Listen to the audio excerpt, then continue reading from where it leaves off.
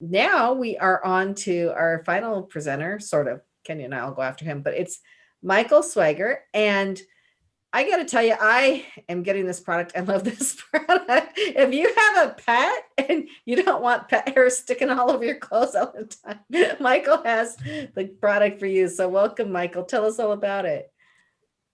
Richard and Elizabeth, thank you for having me. I really appreciate it. So I invented the product, which is now called FurZapper, several years ago. And it's the world's only pet hair remover for your laundry. So it's a patented pet hair remover that solves a problem that pretty much every pet owner has. Pet owners have a big problem, and that's you wash and dry your clothes, you pull them out of the dryer, and they're still covered in pet hair. So a few years ago, as a work-at-home dad for, I guess, 15 years or so, I was the laundry guy. And very often I would pull the clothes out of the dryer and they'd still be covered in pet hair. So with 2 dogs and a cat in the house, it became quite a burden to then lint roll each piece of laundry. So I sort of accidentally came up with this product, really just out of some other hobbies that I had, and just refined it and found the right formula to make a product that would really remove the pet hair from your laundry. So, so far there's never been anything like this. And we've been fortunate enough to really create a market and disrupt an existing market as well. And it's a little disc that you throw in the washer or dryer, right? Right. Our top selling item is a FurZapper 2-pack. So they're 2 like round discs, a little bit bigger than a hockey puck. They have a paw print shape on them, so they're for pets. And what you do is you just throw them both in your washer while you wash your laundry, transfer the laundry over to the dryer, include the FurZappers in there, and as it's tumbling through your laundry, it's actually a really soft, tacky silicone that's a skin-safe, hypoallergenic material. So it grabs onto the pet hair, dislodges it from the clothes, and then it washes it down the drain or just deposits itself right in your lint trap.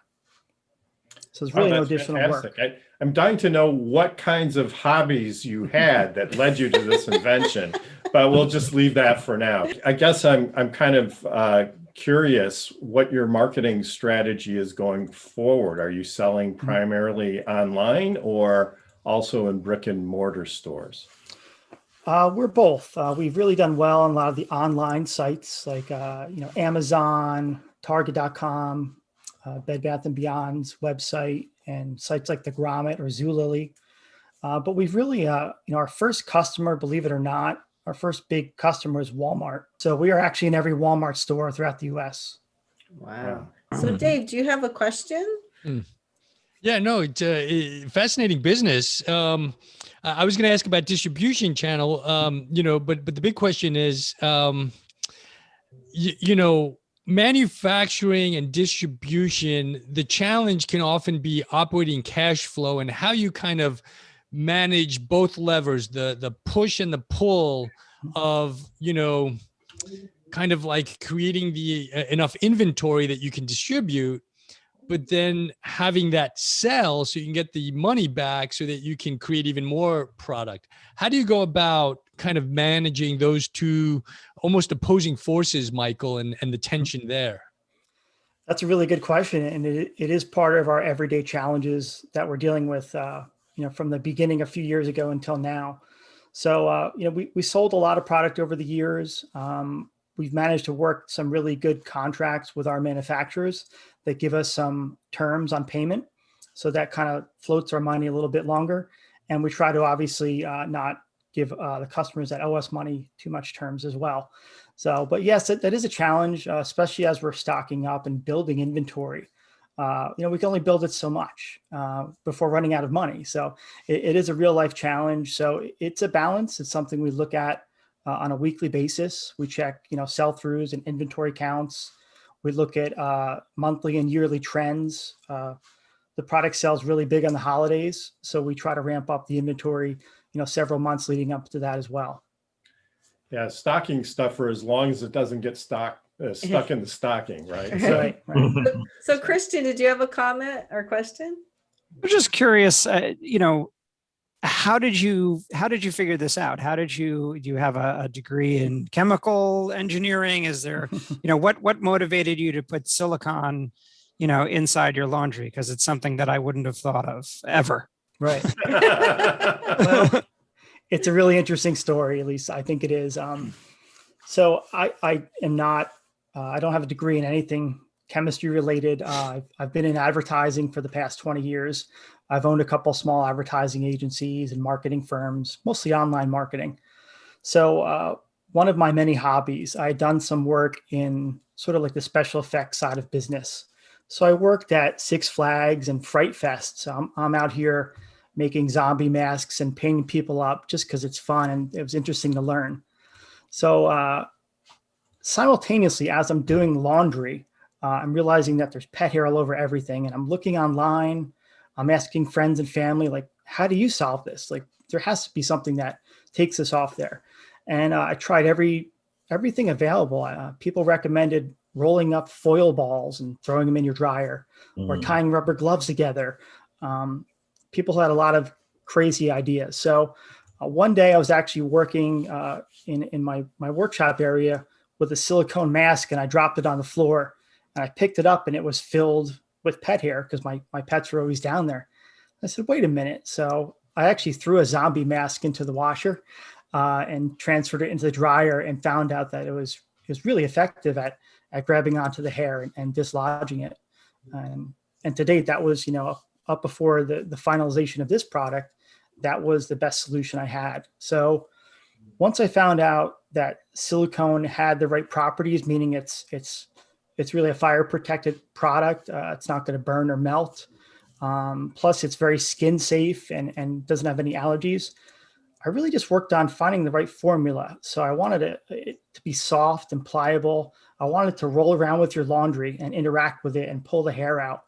But I also wanted it to be tacky, not so tacky where it just grabs every hair and sticks to it, but enough where it dislodges the hair. So that wasn't a matter of chemistry to me. That was a matter of let me order every variation of silicone I can get and just throw them all up against the wall and literally see what sticks.